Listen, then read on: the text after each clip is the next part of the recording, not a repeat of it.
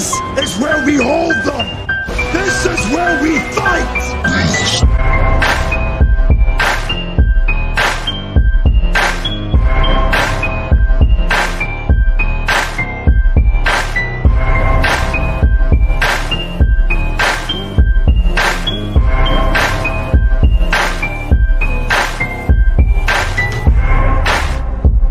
You are now listening to Sweep the Rack podcast featuring Brooklyn Rob and Big Mike.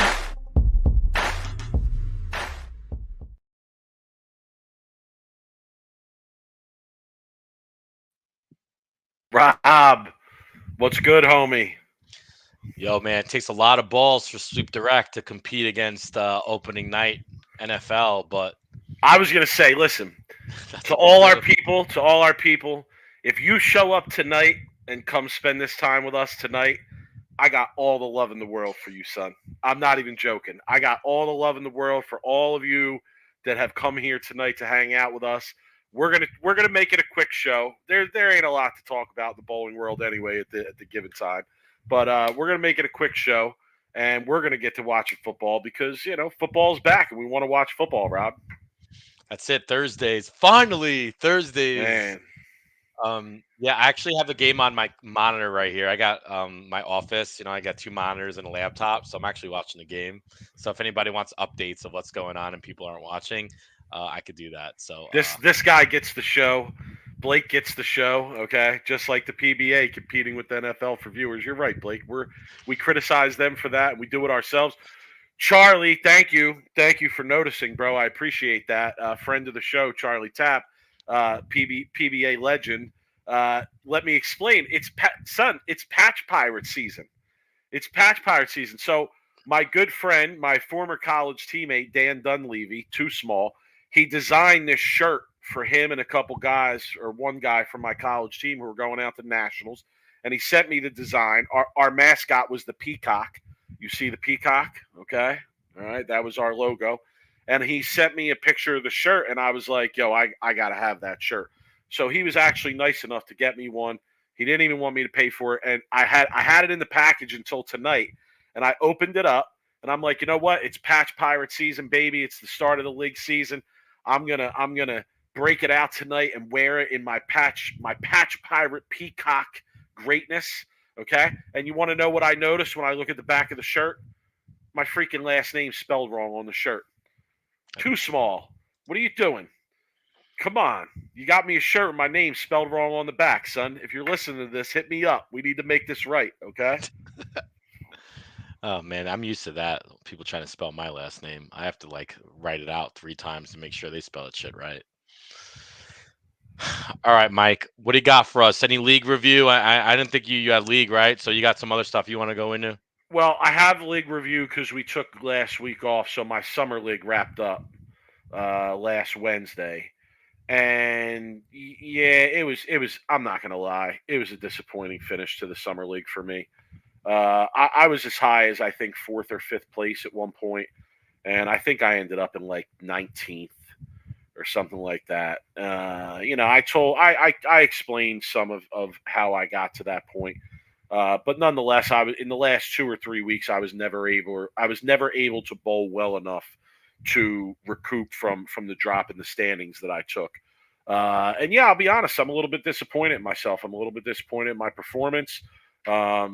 So yeah, summer league wrapped up. I think I only got back like $150. So a losing venture for me. On to winter leagues. Chuck Ritchie wants to know if I'm back on house. I'm not. I'm not bowling in any house leagues this year. There was a 50-team league at Bolero Strathmore, not too far from my house, and I'm being upfront. I did get an invite to bowl. I had a person ask me if I wanted to join their team as a regular member for the full season, and I went to my wife with it. And yeah, our schedules are just such that bowling 2 nights a week is not really doable right now, unless I want to put a huge burden on my wife to take care of things on her own, which I really don't want to do. So it was kind of like bowl one night. And I'll be honest, if I have to choose between the sport and the house for one night, I'm going to choose the sport, even though there's a fraction of the bowlers on that there is in the 50-team league. I'm going to sub in the 50-team league from here to there, especially come November when my daughter's schedule slows down a little bit. I'll be able to sub, so I do plan on going over and subbing a little bit. I didn't bowl the first week of the sport league pots. It was this past Tuesday. It was because it was my first day of work, and my kid's first day of school was the next day, and my first day of school with kids was the next day.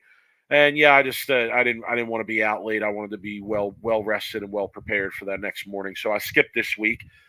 But listen, I'm gonna air some beef out here on Sweep the Rack that I got with some of the people that are involved in the running of this sport pot thing with me. So I kind of got pushed out of it, Rob. Oh yeah, Yeah, they ran you out, huh? They did, yeah. Like I put this whole thing together last year on a whim. I actually donated 3 bowling balls or 2 bowling balls and a signed jersey throughout the year to, as prizes for people to show up. And an email goes out last week or about a week and a half ago with all these changes. All these things had been determined already, and there were all these changes. The change I'm most upset about is that the person who's now running it, they want to charge people $5 extra if they don't reserve a spot by 10 a.m. on Tuesday. Okay, so let me ask you about that because that's freaking ridiculous. Okay, I think it is, especially okay. when especially when your goal is to draw as many people as you can. Like you want people to say, "Oh, I'm free on Tuesday. Oh, you know what? Let me decide at the last minute. Let me go over there." And you don't want to. I don't think you should be charging them an extra $5 because they decide at the last minute. That's awful, and I have a few problems with it. But what is the point of that? Like, why? Like, what is their reasoning behind doing that? The answer that I was given was because it's an inconvenience when people show up unannounced, and then we have to look up their average and we have to fill out a sheet for them and all this. But like, I don't know. I just don't see it that. I didn't agree with that. I don't look at it as that much of an inconvenience. So, like, why can't you guys just get rid of the handicap and just put like average divisions, like maybe 2 or 3 different average divisions, and just Nah, because you need to go by direct averages with the way we're doing it. See, Robert Hamilton asked the right question here. Great question, Robert. If they charge, does that go to the pot or to the lineage? No, you want to know who it goes to? The vast majority of it goes to the person who's running it. Oh no, they're gonna lose entries. People are not gonna like Okay. that. And that's what I tried to tell them. I tried to tell them, listen, like this is going to turn people off, even though it's only $5. So why You don't you know, try to run something a different place at a different like time, like and just like because I don't want to be a jerk. yeah. You know what I'm saying? Okay. Like that's Well, just not my style. Like even if I well, disagree with somebody, I feel like we can find some common ground and move forward in some way. But at the same time, like don't be surprised when after this year it folds. Here's another decision that they made. Now, and you know what, John? I don't want people to think that this is the route I'm going. I wouldn't describe this as a money grab at all. I vehemently disagree with that, particularly given the people that are involved in it. But it is sort of like a petty thing. It is sort of a petty thing. I mean, John, you're probably talking most weeks there would be nobody who didn't confirm, right? At most, you're probably talking $5 or $10 on a rare occasion. So I definitely don't want to characterize it in that way, but I do think it's sort of petty, and I do think it will in some way turn people off or stop people from coming. The other decision that was made was that they're going to bowl 36 weeks. They're going to do 4 9-week sessions. Okay. And again, like to me, that defeats the purpose of what we were doing. Okay. Like part of what we were doing is saying, no, we're going to come up with our own abbreviated schedule because that's what works for this. And that's what we're in it for.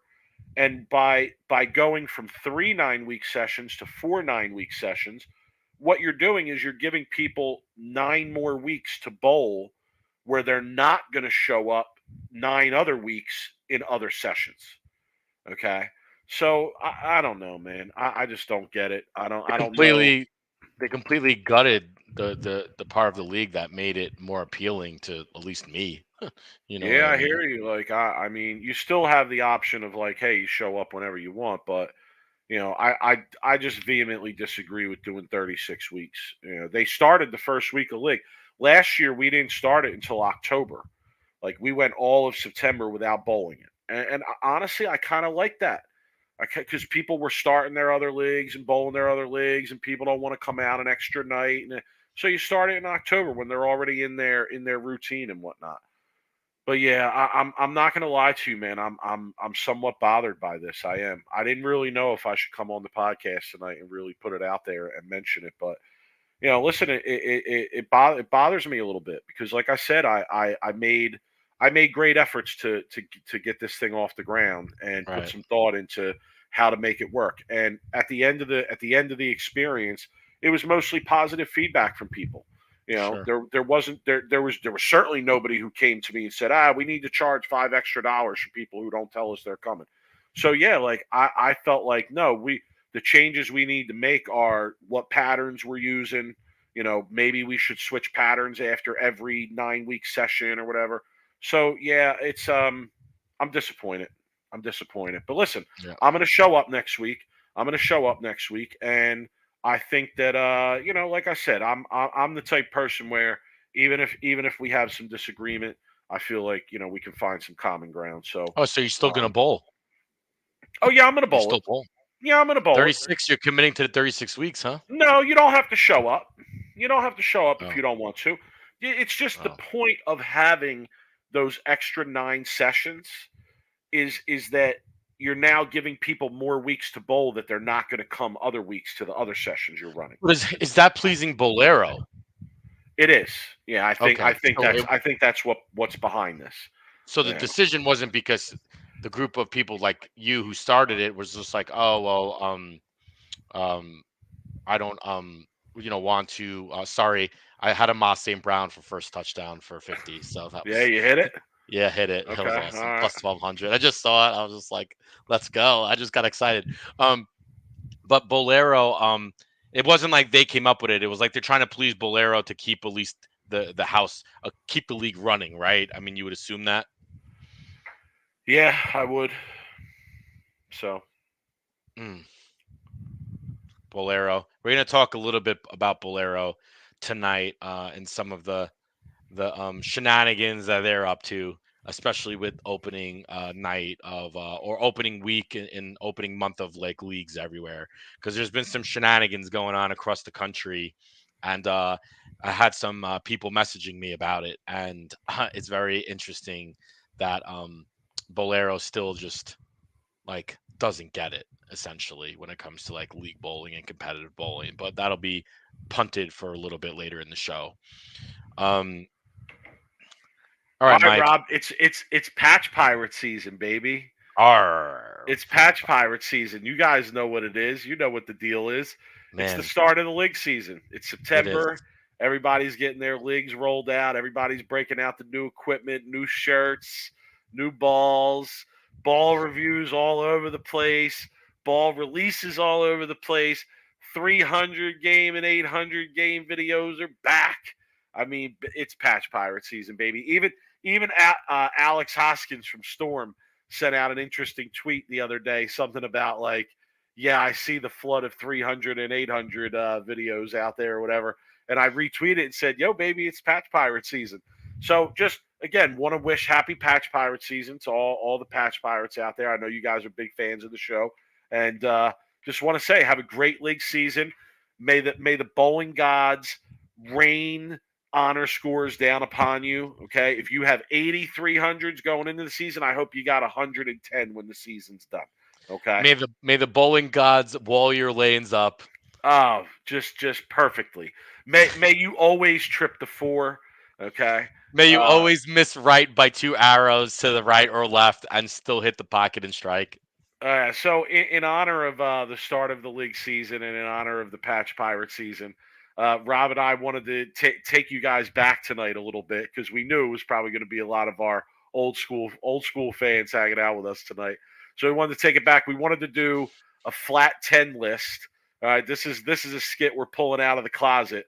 If you're not familiar, flat 10 list is where Rob and I each get 5 selections on a given topic and we go back and forth. Okay. So the topic tonight, in honor of Patch Pirate season and the start of the league season, is uh, things we can't stand about the start of the league season. Things we can't stand about Patch Pirate season. So, Rob, you want to go first? Or you want me to go first? Yeah, I'll go first because some of these I think we're gonna have similar. Because just for the people out there, we didn't read our 5 each, so I feel like we have a lot of the same problems when it comes to league or what we can't stand about leagues and league bowling.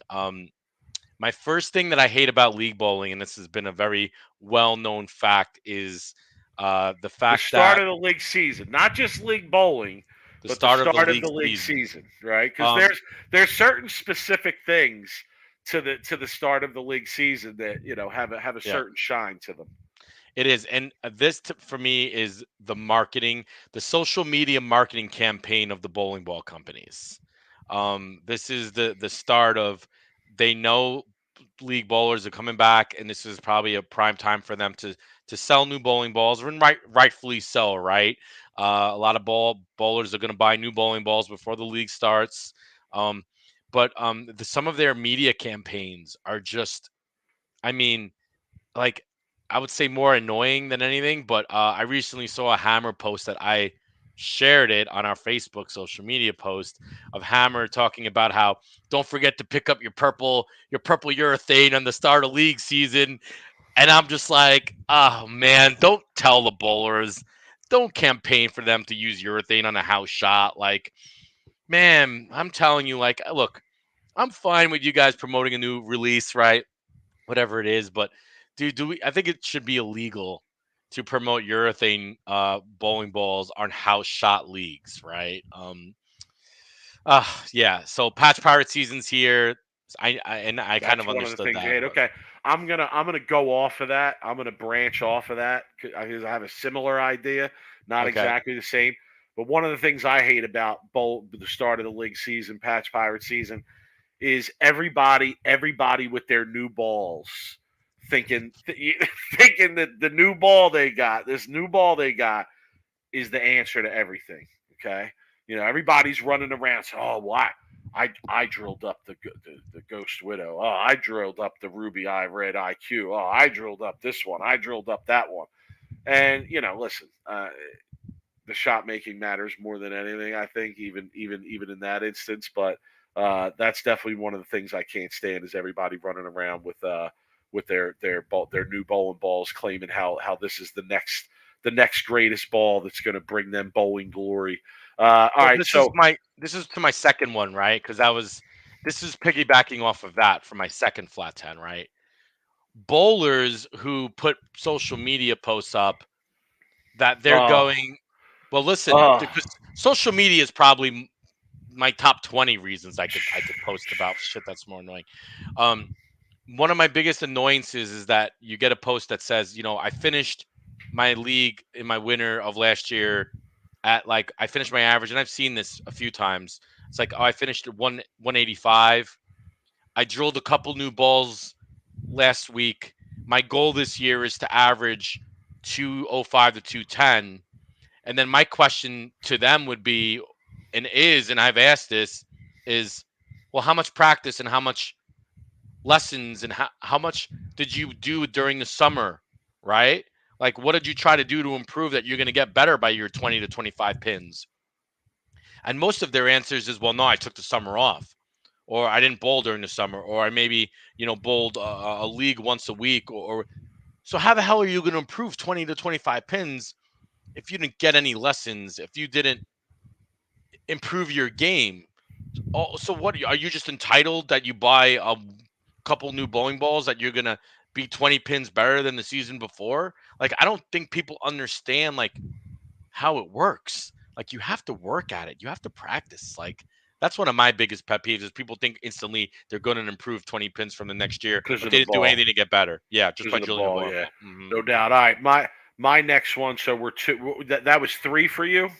No, that was my second. Okay, that was no. I think that was Okay, three. so you could put 3. I'm All fine with right, that. whatever. So this Yeah. is my third. Um, I'm wearing it, bro. I'm wearing it. Somebody said it in the chat earlier. Mike said it in the chat earlier. Name shirts for league bowlers, man. It's one of the it's one of the things that drives me craziest about Patch Pirate season is everybody's rolling in their new gear, new logo shirt, new name shirt. Oh, this staff, that staff. So got to throw that one out there for sure. I'm gonna go next because Okay, the go next for it. one of the ones that I was gonna give was mentioned in the chat, and some people are confirming it. And Chuck Ritchie has hit the nail on the head. League meetings, bro. League meetings. I mean, I got to sit through some miserable meetings. I'm not gonna lie to you. Like, I could do a whole podcast on miserable meetings, as a matter of fact. But some of the most miserable meetings that I've had to sit through are league meetings at the beginning of the season. I mean, can we just do away with these already? Like everything is pretty standard. You don't see too much stuff going on out there that's that different, and to just sit around for all that time, and then you got to start late on the first night, right? The first night never starts on time, so you're already getting out of there late. But now you're going to be even later because you had to sit through this asinine meeting. I just don't get it. I say get rid of them. Chuck, I agree. League meetings. Go ahead, Rob. Um there is some definitely ones that are pretty common, but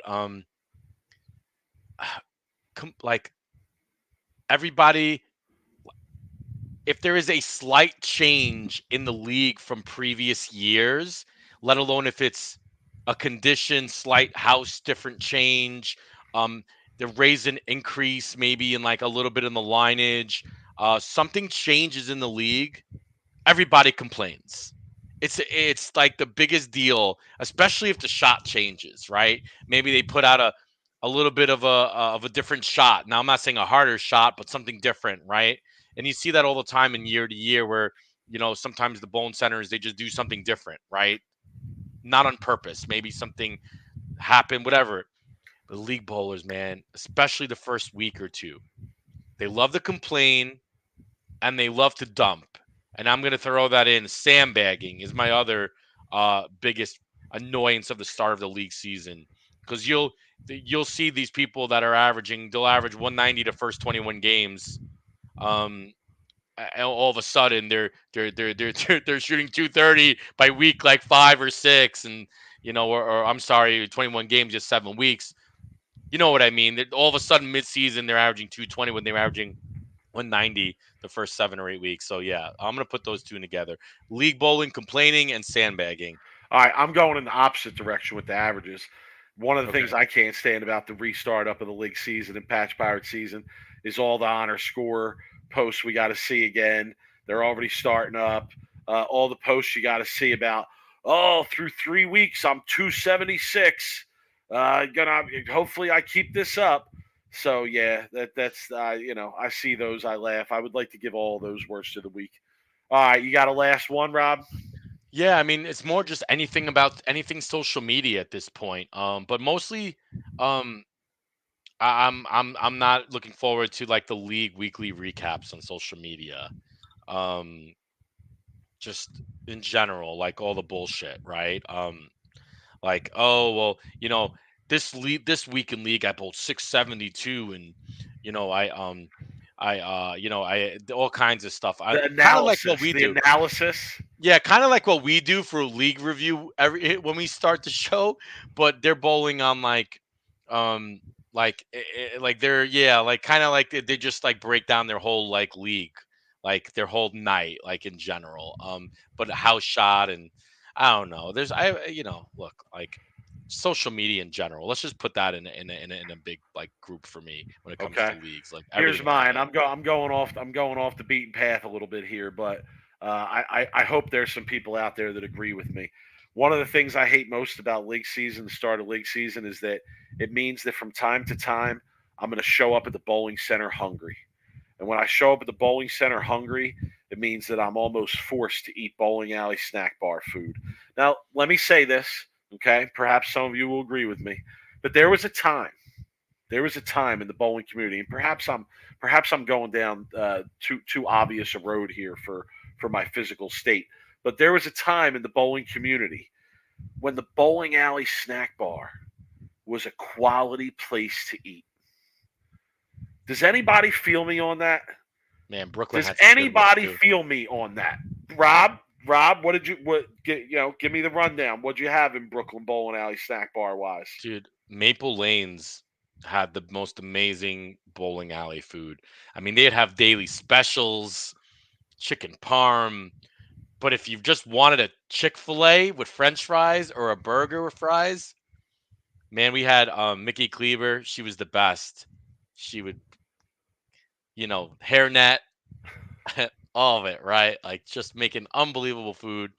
And she was the nicest lady, you know what I mean? She would you talk to her about life, it was like cheers and you go sit there for hours, you bowl, sit there and get some snack bar food, $3, right, for a cheeseburger, fries, or a Chick-fil-A sandwich was like $4. Yeah, and Man, I'm not even going to get into the prices, although the prices at Bolero are absolutely outrageous. They're out, and I am like the least cheap person ever. I barely check the price of anything. They're outrageous, son. The prices at Bolero for food are just absolutely outrageous. So anyway, let me tell you about a place called Roosevelt Lanes in Jersey City, New Jersey. Okay, where I went to school, home of the and Peacocks, dog. Okay, I bowled action there back in the famous day. action house, famous Yep. action house. Okay, also the practice center of the St. Peter's Peacocks. All right, so Kyrene, their snack bar was so good that on the chicken night that I bowled league at Roosevelt, I would skip dinner from the school food services thing, which was good, which was right. a good option. I would skip that and I would go to Roosevelt and order something from the Roosevelt snack bar because it was that good. They had like authentic dishes that were like cultural dishes that you really didn't even hear of unless you were there. It was wild. Okay, I remember some of the JBT places we used to bowl at. One of the highlights was getting the food at the snack bar. JBT at Laurel Lanes, one of the best slices of pizza you could ever ask for. Okay, ask anybody who bowled there years ago. One of the best slices of pizza you could ever ask for at Laurel Lanes. All right, and that's honestly one of the things that I now hate the most about going back to the bowling season because I know there's going to be some nights where I'm busy after work and I'm running around, I'm doing this or that, and I don't get a chance to eat.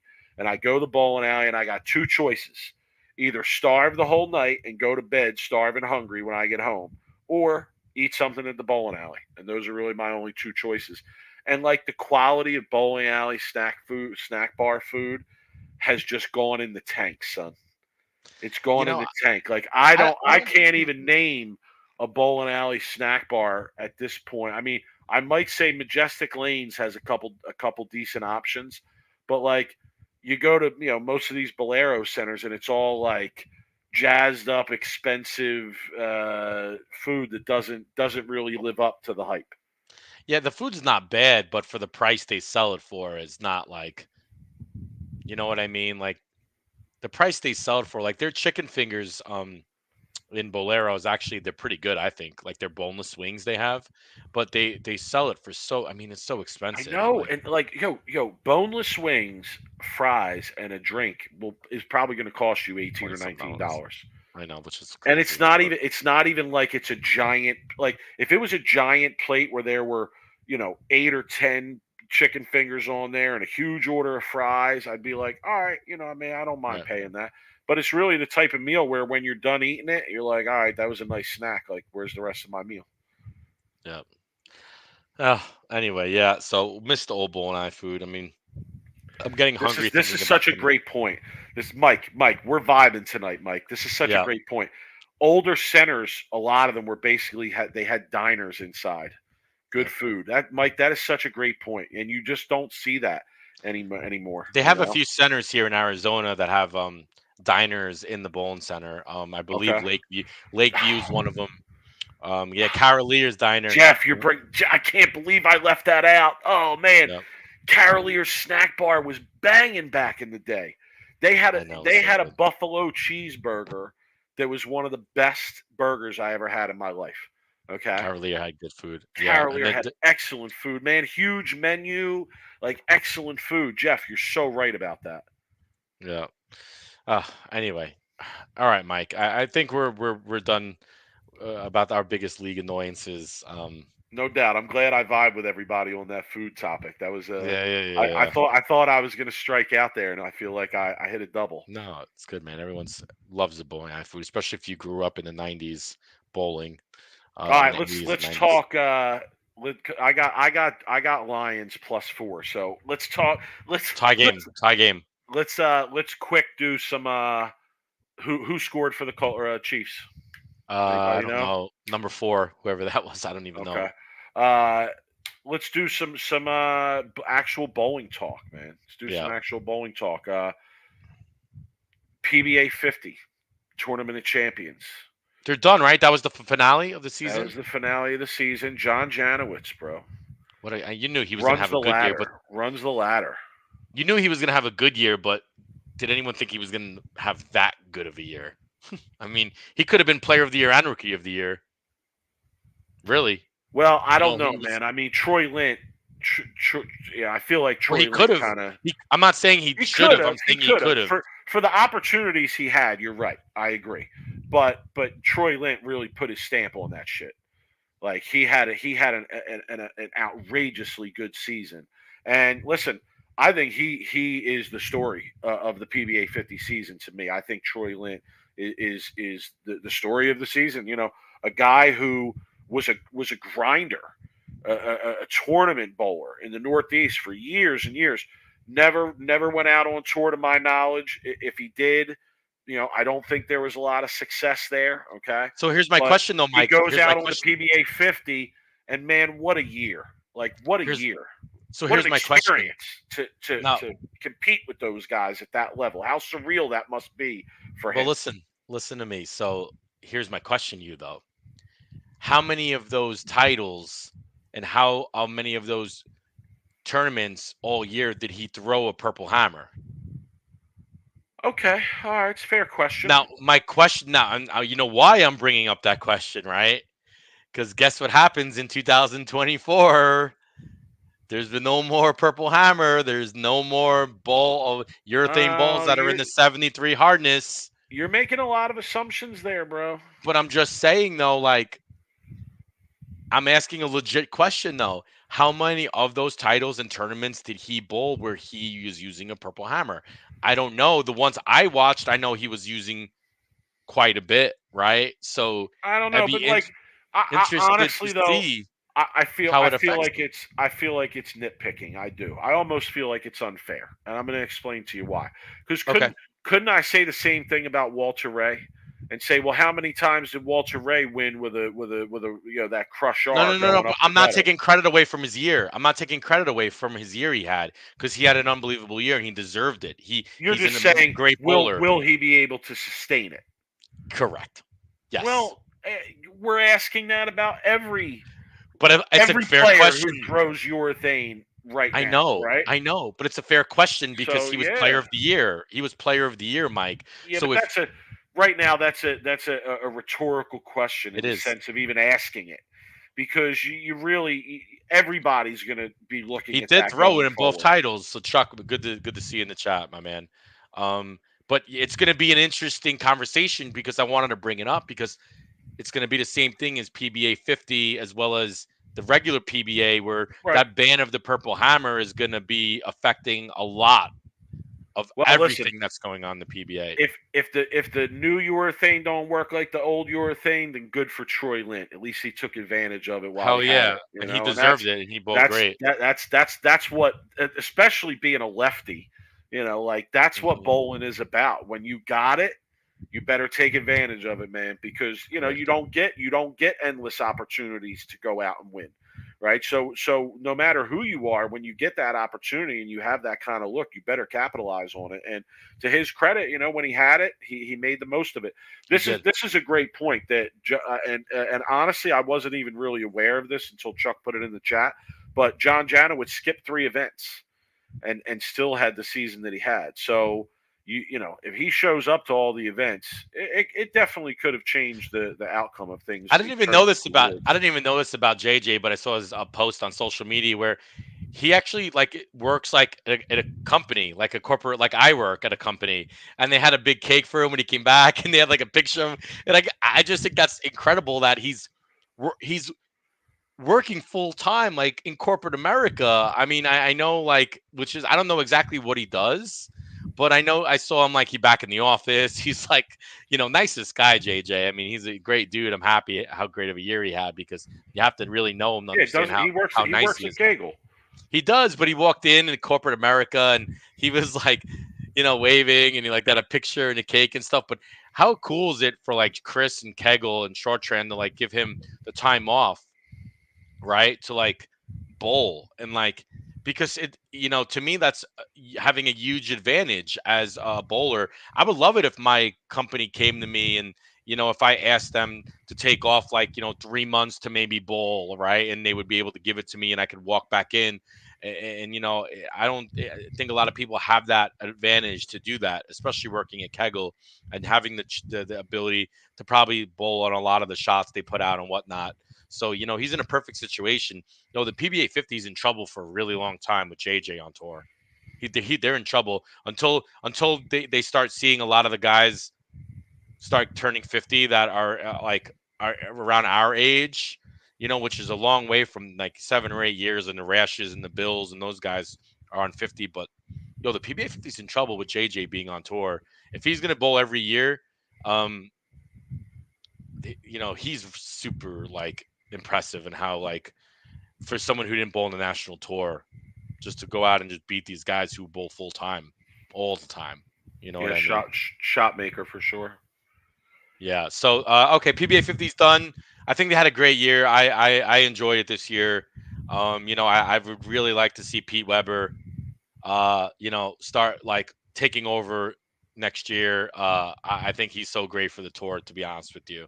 Um, want to see Pete start really like making shows and making a run. You But yeah, want to you have you ever seen that movie Get Out, where no, I don't watch. I they don't know. take people's, basically the premise of the movie is they take someone who's dying and they take their brain and their personality and everything, they put it in somebody else's body. Okay, that's Oh pretty much man, the if we could premise of the do that movie, with right? Pete Weber, I was just gonna say, you took the words right out of my mouth, son.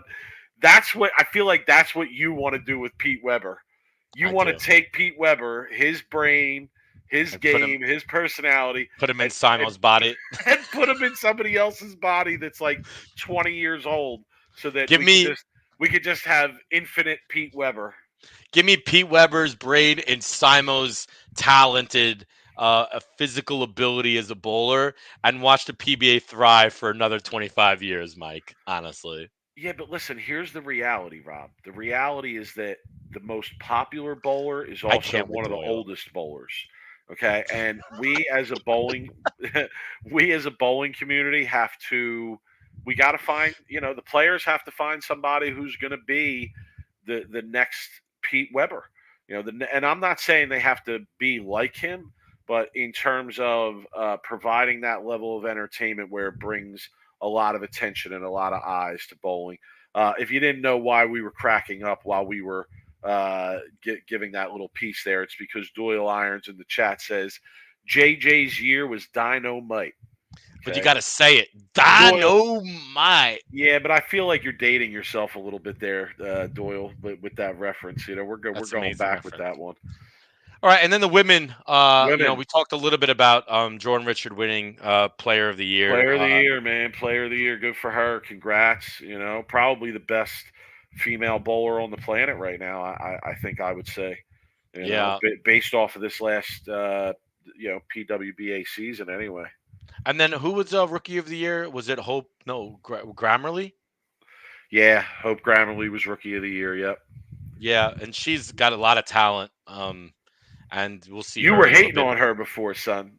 We don't forget that. You were When did I hate on her? you remember you were saying something about she wasn't going to make the cut or the top 24 or something.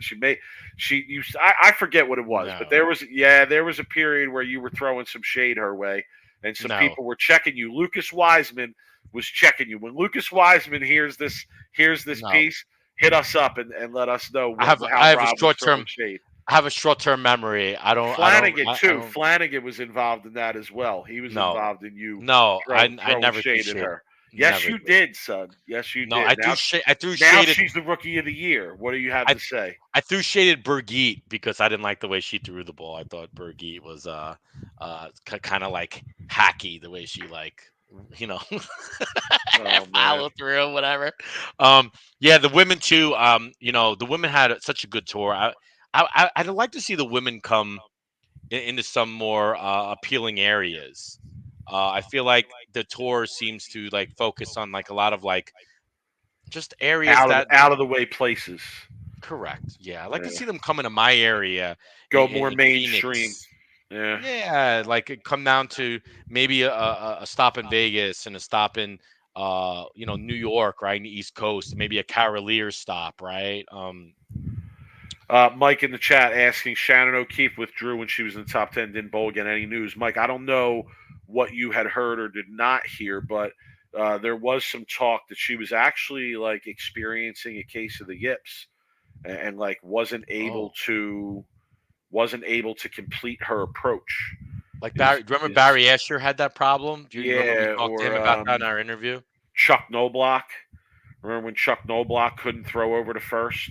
Yeah. You know, Or like like when do you remember Rube Baker in Major League Two? He couldn't throw it from the catcher to the pitcher, and then he started reading the Penthouse articles, and he was able to throw it to the pitcher. It's the same. Yeah, but in seriousness, though, Barry Escher had to retire in his prime because he had a really really severe case of the yips, and Barry's a really close friend of mine. Obviously, just living in SoCal for 10 years, and he had that issue and it's wild. And then when I talked to him about it, he was just like, "Yeah, I just couldn't start. I just couldn't get my body to start. My mind knew exactly what I wanted to do, but my body just would not." And he says it's like a case of like almost feeling like powerless, and it's kind of scary in a weird way. So hopefully she gets the help she needs because she's way too talented and way too great of a woman bowler not to be bowling out there full time. um yeah, so I actually noticed because I don't know if any of you guys noticed or not. I wasn't like I wasn't like running to say, oh yeah, let me come and share this or report this, but yeah, Bill didn't bowl the breast cancer doubles this year. Her and Yeah, Bill because didn't bowl because she yeah, didn't yeah, yeah. bowl, so Right. he didn't bowl. So yeah, I think that was So still going on a bit. But as Jimmy in the chat, and let me say, Jimmy, king of the bowling meme, son. Okay, king of the bowling meme. Put the crown on this dude. All right. Uh, but Jimmy in the chat saying that, reminding us that she's also in the midst of switching jobs from McKendree to Jackson State, and I know they were moving, and I know they were like building a new house. I saw a social media post about that. So, I'm sure that's very stressful, and I'm sure there's a lot going on there with those kind of changes, especially with the college season starting up. But yeah, I definitely echo Rob's sentiments there. All right, Rob, you ready to go? You ready to give the people what they show up for? yes, sir. All right, let's do it.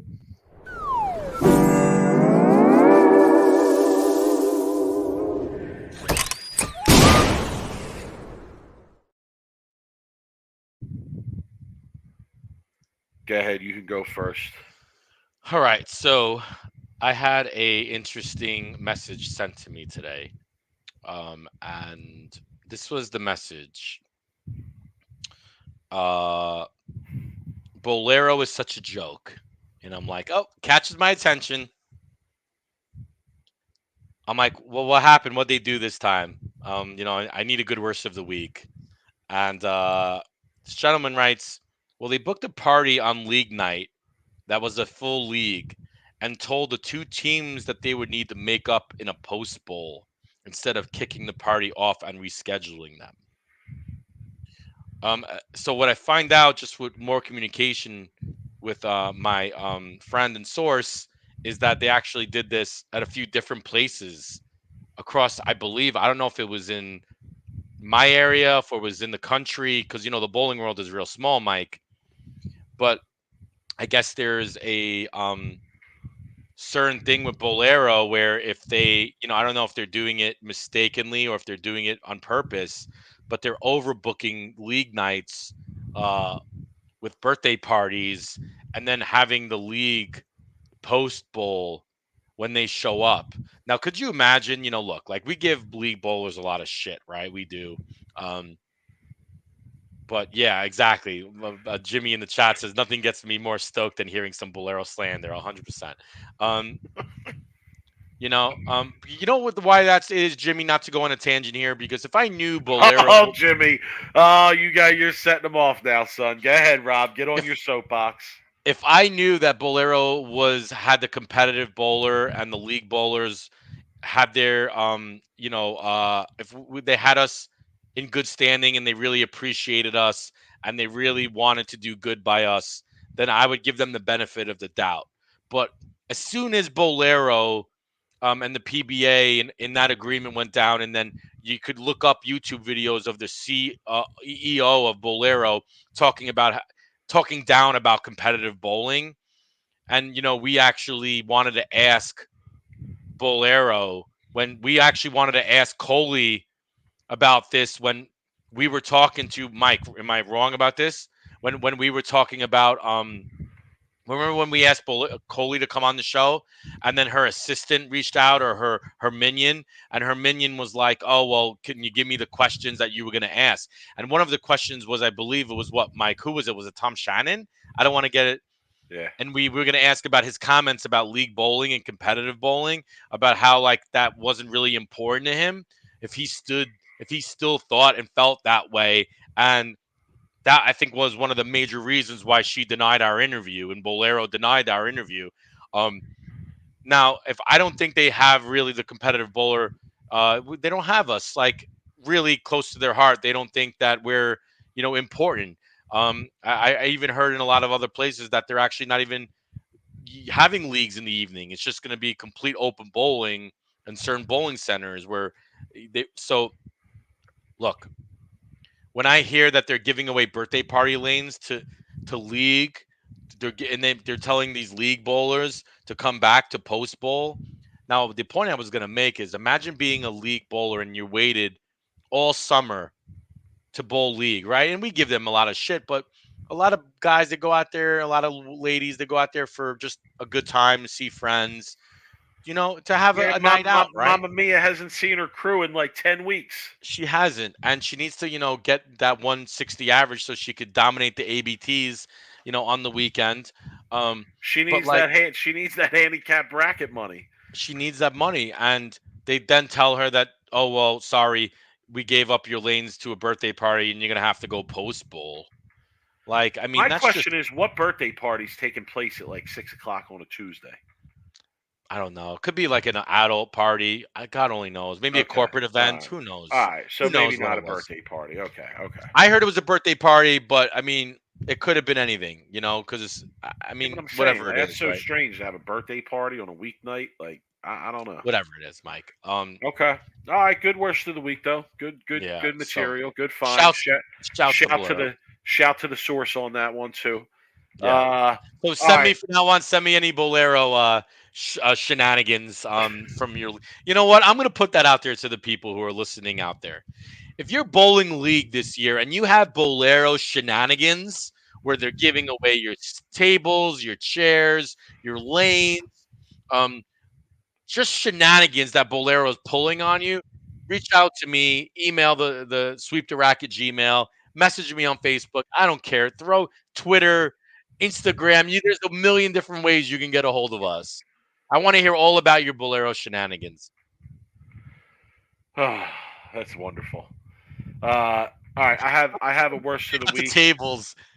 You know what? You know why I'm still salty about having to stand fucking 36, weeks with a 5-man team. Or get there 4 hours early to get a table. Shouts to my guy TQ, man. Shouts to my Take guy TQ. take a half a personal day just to make sure you have somewhere to sit at league. That's amazing. All Yeah. right, so I have an honorable mention worst of the week that I sent out over Twitter. I was in Philly the other day. I forget. I think I was picking my mom up, and listen, I'm a Philly guy. I love a Philly cheesesteak, and my favorite Philly cheesesteak place, Steve's Princess Steaks, happens to be right down the street from where I grew up. So I stopped at Steve's real quick and grabbed a cheesesteak. And as I was leaving, I pull out and I'm sitting at the light and I look at the car in front of me, and the license plate reads admin. Admin. And of course, who did that make me think of? I had to tweet it out. It The was, goat. it's The the goat. goat, Tim Buck, right? But I have to give worst of the week to whoever that was in that car, because you know what? Like, if you make that your vanity plate, you're probably a jackass like Tim Buck is. You are probably somebody who's an admin of something that has let it go to your head. Okay, so I'm giving an honorable mention to the person I don't know in Philadelphia with the vanity plate admin.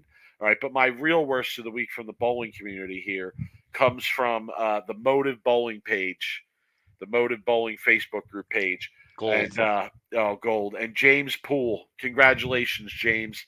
You you won worst of the week here. Okay. What an honor. What an honor, James.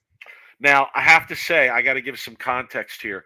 The reason that I'm giving this worst of the week is because, as I always say, if I see something that reeks of patch pirateness, okay, I'm gonna the same way I'm gonna call it out. The same way that Rob is gonna get on a soapbox for things involving Bolero, I'm gonna get on my soapbox for anything that seems like it's going down that road of patch pirateness.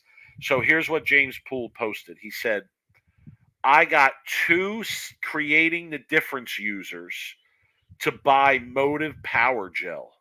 They liked how clean my radioactive vibe looked.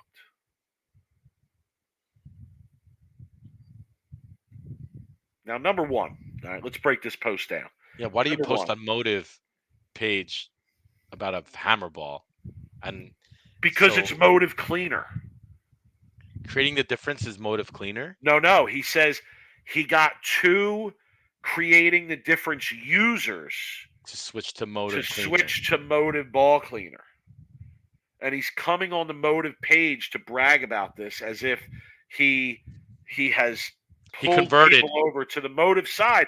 However, then you have the twist of of him saying that it was a radioactive vibe.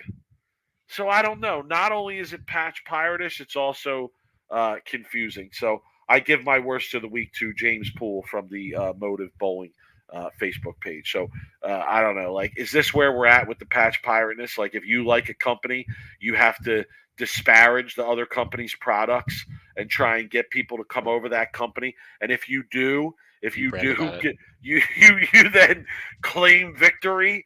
You raise up. Do they raise up their flag, their patch pirate flag, when they're done and say, bring the other flag down and burn it. We got another one. I mean, it's just ridiculous. That's too It's good. just ridiculous. Oh, all right. Well, that's great. Worst of the week. It's fair point. It's $24 more in revenue for Motive a month. They should give them a contract. They give everybody a contract. Oh my God. All right, Mike. Let's give it to him.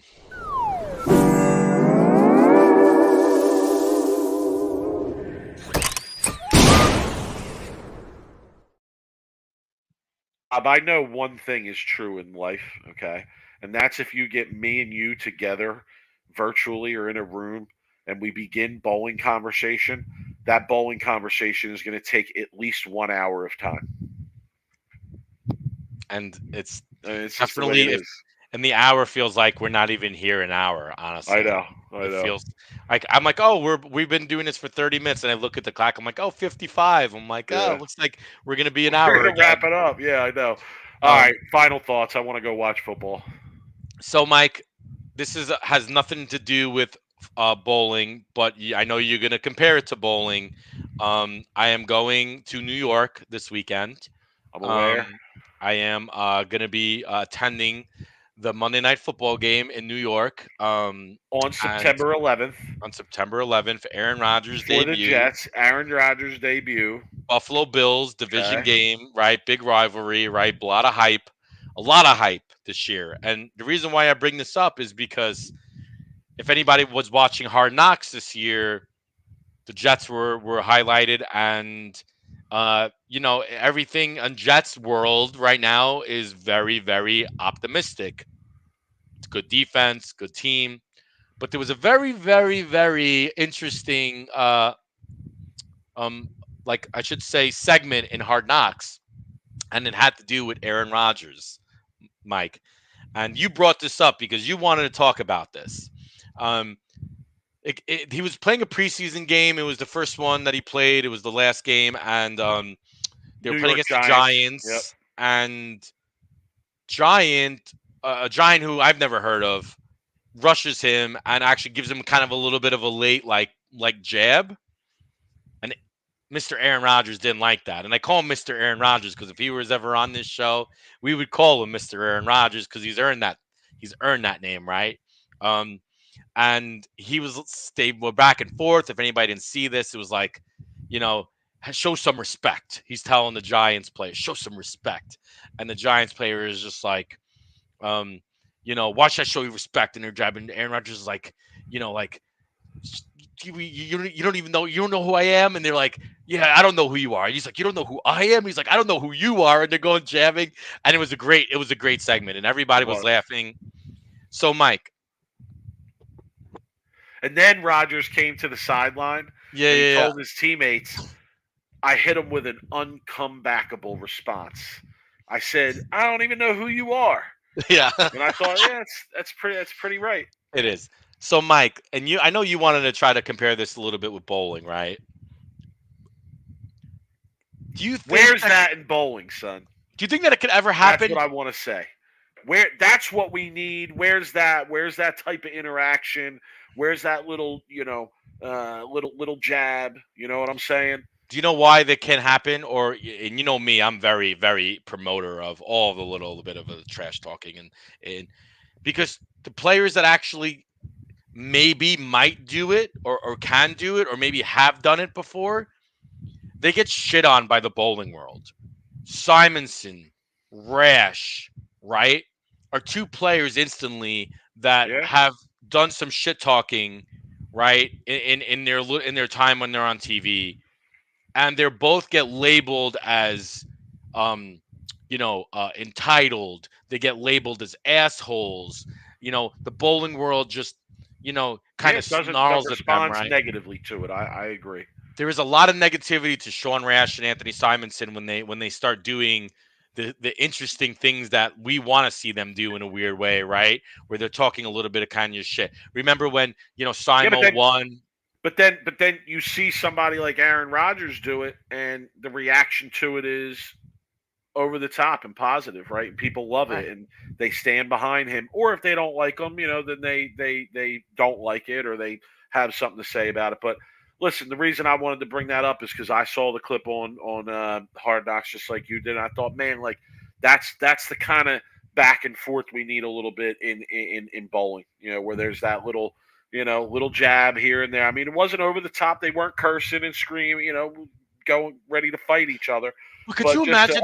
You're going to talk like take a match like a Tommy Jones against a Joe Grondin, okay?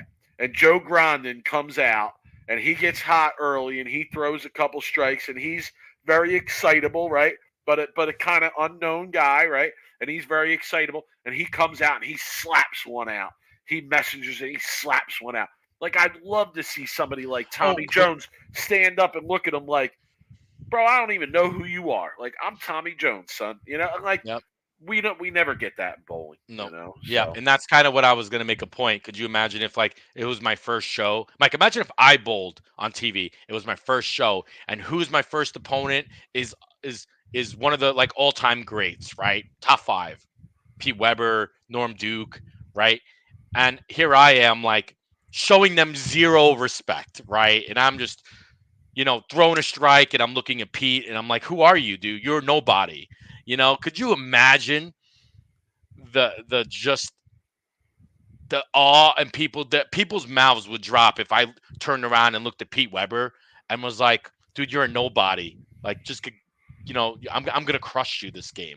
I'm gonna absolutely crush you. So get up there and do what you gotta do, your antics, and I'm gonna crush you." Could you imagine the face, dude, Mike? It would be, but people would be watching though. People would True. be watching. Pete would go crazy. Pete would go absolutely crazy. And if he struck the next shot, Pete would go out of his mind. It would be fireworks would be incredible. Be great theater for sure. It No would be. doubt. And that was action bowling, right? And that's what action bowling was. And Yeah. that's why action bowling was always so much more entertainment value than the pros. Always was because of the back and forth and the jabbing, right? Man, I could tell you some great go into it, but anyway, okay. So my final thought kind of vibes with the one you brought up, and I read a story this week about players at the U.S. Open of tennis um, complaining because they could smell marijuana being smoked somewhere in the stands. Okay, Where were they playing? Where was this? in New Queens, Jersey? New York, I Queens, was New gonna York, say. son, Queens, Yeah, New yeah, York. yeah. Hoboken. Jersey City, Jersey City. So, so they were players were complaining about being able to smell the marijuana smoke while they were playing their tournament. And when I read this story, I thought, you know what, tennis players, like, stop complaining. Like, shut up, shut the hell up, and let the fans be the fans. If the fans want to get drunk, let them get drunk. If the fans want to get stoned, let them get stoned.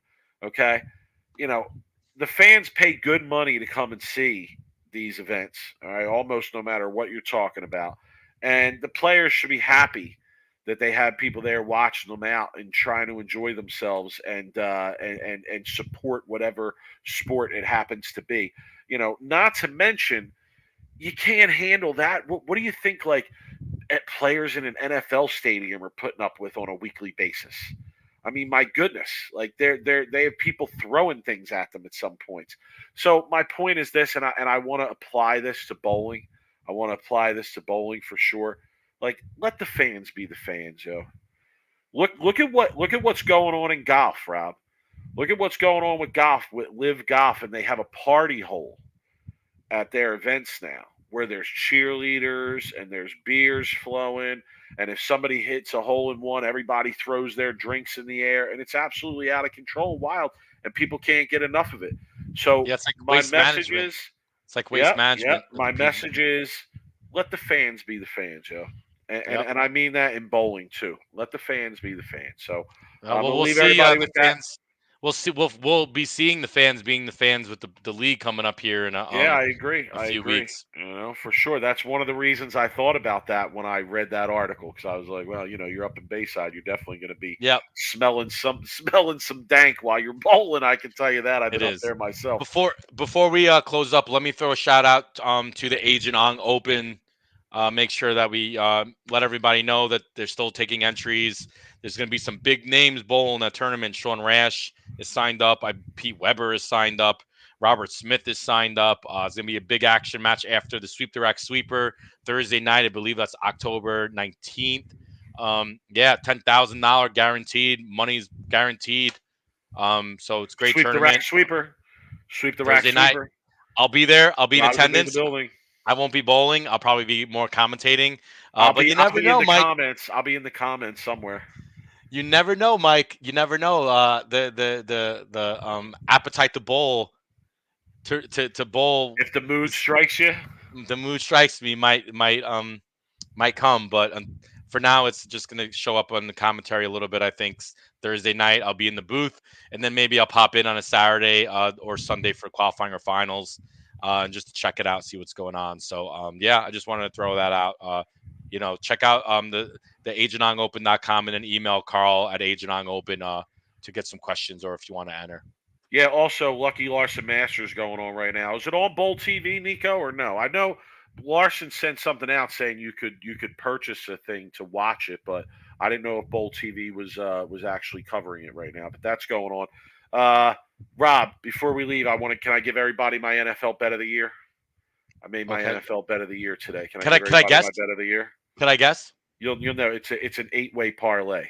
So Oh, I thought I was gonna be like a Jalen Hurts like MVP bet, which is actually a pretty good bet. I did put that in too. I took Yeah, it's Jalen actually a good Hurts bet. and It's a good and bet. and Mahomes as the MVPs. Yeah, it's a So good bet. here's my bet of the year, guys. If you want to write this down and make yourself a boatload of money, go ahead. It's an 8-pick parlay for all the division winners. Okay, all the division winners. I thought it'd be good. This bet is $5 to pay $41,539. I like it. Okay, $5 to pay $41,539. Here's my division winners: the Detroit Lions, the KC Chiefs, the Miami Dolphins, the Pittsburgh Steelers, the Tennessee Titans, the Dallas Cowboys, the New Orleans Saints, and the Seattle Seahawks.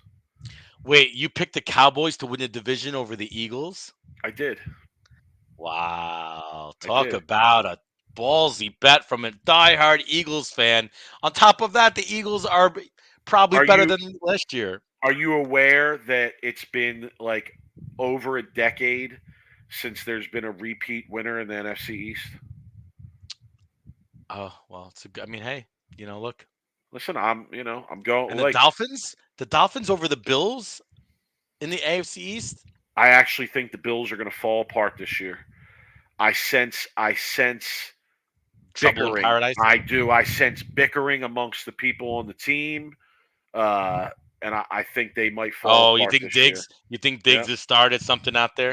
Yep. I do. And that's why I made these picks. I mean, I'm telling you. So here's my ballsy bet. The number one receiver in the league this year is going to be Garrett Wilson. Okay. Mark that down, people. He's going to have more receiving and touchdowns than both Justin Jefferson and Jamar Chase. You're not worried about your offensive line at all? No, because we're healthy and we're back. We got Dwayne Brown back, Elijah Vera Tucker, Mekhi Becton. They'll be okay. Agent Ong. Is Brock Purdy really the truth, bro? I mean, they think that he is. So. Agent Ong, if at the end of this season the Niners go 8-9 or 9-8, okay, are we going to be that surprised that Brock Purdy is not who people thought he was? Well, we'll see. It's a good question. I don't have faith in Brock Purdy. I don't have any faith in Brock. 49ers Purdy, do. So, all right, everybody. That's we're gonna it's halftime now. So you got second half. If you joined us tonight, you are we a real appreciate one. it. Thank you. And if you're listening later, it's cool too on audio. Yeah, we still got love for you. But I'm saying, if you showed up on opening NFL night to come chill with us, we got much love for you, son. We'll see you next week. I doubt. Wait. I doubt we're even going to be on Thursday because the Eagles are on next Thursday night. So I doubt we're going to be on Thursday. We could do that. No. Wait. I can't wait for that text message on Wednesday. Hey, we got to move the show. But anyway, hey, FY, if anybody's really listening, Mike bailed on me to go have dinner this weekend because of Bill. You could thank Bill for that. Well, tell them why. Tell them Bill's why. daughter's birthday party, but Bill made a mistake on the dates. So, we were supposed to go out, nice steak, Manhattan. Here's the other part of that. I don't know if I mentioned this to you in the text. I don't think I did. The reason that I have to go to the party is because it's only me and my younger daughter going to the party. My wife and my other daughter are actually doing a dance thing at Rutgers all day. So yeah, it would either be like I have to be with my daughter anyway. So what am I going to do? I'm going to go to the party. I couldn't come out because I got to watch my daughter. So but listen, safe travels, bro. Have a great time. Nice, Jimmy was asking if you're staying with me. No, Rob's not staying with me. He's doing his thing over in New York City. I know he's got a nice dinner planned on Saturday night, and then doing a tailgate Monday for the game. So he's doing his own thing. But yeah, have a good time, bro. It's going to be an awesome environment. So enjoy it. Yeah, as long as they show up, man, we'll be good. So we appreciate everybody, man. Thanks. Peace. Yeah, follow us later.